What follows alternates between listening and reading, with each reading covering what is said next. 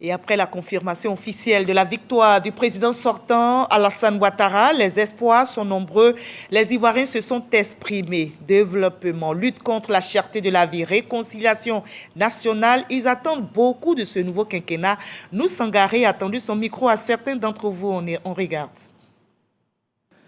La victoire d'Alassane Ouattara à la présidentielle vient d'être confirmée par le Conseil constitutionnel.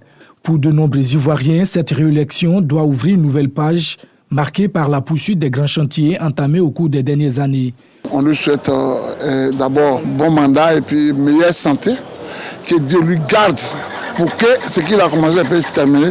On a vu des voies, on a vu des ponts, il y a des travaux encore en cours. Mais nous, à notre niveau, nous n'avons jamais bénéficié d'abord de notre parcours auto. Et nous, en tant que les chefs de communauté et les chefs de village, on est confrontés à un problème de foncier dans chaque village où c'est très compliqué pour nous autres. Il faut que vraiment ils puissent nous aider à régler tout ça. Il y a eu beaucoup de remises de clés ces derniers temps par le ministère de la Construction. Et nous sommes heureux qu'aujourd'hui les Ivoiriens arrivent au fur et à mesure à se loger. Voilà, mais nous, en tant qu'acteurs du foncier, nous voulons contribuer à cela. Et pour contribuer à cela, nous souhaitons véritablement l'appui de l'État. D'autres, plus préoccupés par la cherté de la vie, espèrent des mesures rapides pour soulager leur quotidien. Le pays est devenu vraiment très compliqué et vraiment la cherté de la vie, ça nous fatigue. Même aujourd'hui, même 3 000 francs ou bien 5 000 francs ne peuvent même pas faire quelque chose dans notre marmite aujourd'hui. Donc il essaye de voir ce côté-là et diminuer vraiment les prix.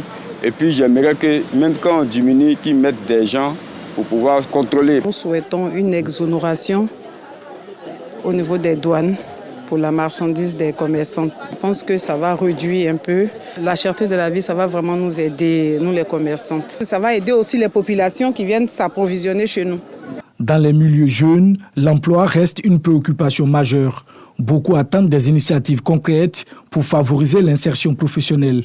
Je souhaiterais que l'État mette encore en place plus de centres de formation, pas forcément à Abidjan, mais dans les autres villes du pays, pour donner une chance à chaque jeune de pouvoir un jour avoir un emploi et de pouvoir souvenir à ses besoins personnels aussi. La jeunesse veut le développement, la jeunesse veut la paix, la jeunesse veut la formation, l'emploi et le financement pour entreprendre. La jeunesse veut être associée à la gouvernance et ce, à tous les niveaux. Au-delà de ces préoccupations sociales, plusieurs voix appellent également à la réconciliation nationale et à un climat politique apaisé. Entre attentes sociales, économiques et politiques, les Ivoiriens espèrent que ce nouveau mandat sera celui du dialogue, de la stabilité et du partage des fruits de la croissance.